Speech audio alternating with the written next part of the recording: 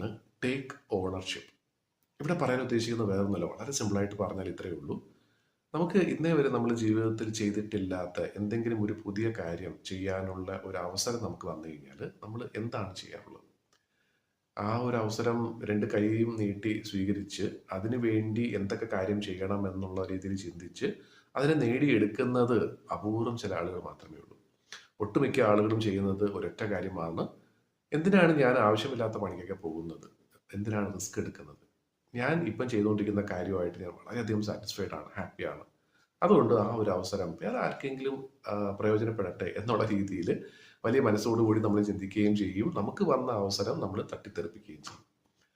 പക്ഷേ നമ്മൾ ചിന്തിച്ചു നോക്കുക, നമുക്ക് ജീവിതത്തിൽ വ്യത്യസ്തമായിട്ടുള്ള എന്തെങ്കിലും ഒരു കാര്യം ചെയ്യാൻ ശ്രമിക്കുമ്പോഴാണ് നമ്മൾ പല പുതിയ കാര്യങ്ങളും പഠിക്കുന്നത്. അങ്ങനെയാണ് ശരിക്കും പറഞ്ഞാൽ നമ്മളും വളരുന്നത്. അതുവഴി തന്നെ സമൂഹത്തിന് പല പ്രയോജനങ്ങളും ഉണ്ടാകുന്നത്. അപ്പോൾ ശരിക്കും പറഞ്ഞാൽ നമ്മളൊരു ലീഡർ ആയിട്ട് ഇനി ഒന്നുമല്ല, നമ്മളൊരു ചെറിയൊരു മാനേജർ ആണെങ്കിൽ പോലും, ഒരു ചെറിയൊരു സംരംഭം നമ്മൾ നടത്തുകയാണെങ്കിൽ പോലും തീർച്ചയായിട്ടും വ്യത്യസ്തമായിട്ടുള്ള കാര്യങ്ങൾ നമ്മൾ ചെയ്യണം. അതിന് നമുക്ക് മുന്നിൽ വരുന്ന അവസരങ്ങൾ എന്ത് തന്നെയാണെങ്കിലും അത് നമുക്ക് നേടിയെടുക്കാൻ സാധിക്കുന്നില്ല എന്ന് തോന്നിയാൽ പോലും, നമ്മൾ ഇന്നവരെ ചെയ്തിട്ടില്ലാത്ത കാര്യമാണെങ്കിൽ പോലും തീർച്ചയായിട്ടും അതിനെ രണ്ട് കൈയും നീട്ടി സ്വീകരിക്കുക.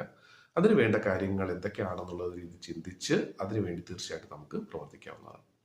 അപ്പോൾ ഓണർഷിപ്പ് ഏറ്റെടുക്കുക എന്നുള്ളത് വളരെ പ്രധാനപ്പെട്ട കാര്യമാണ്, പ്രത്യേകിച്ചും ഒരു ലീഡർ ആകാൻ താല്പര്യമുള്ള വ്യക്തിക്ക്.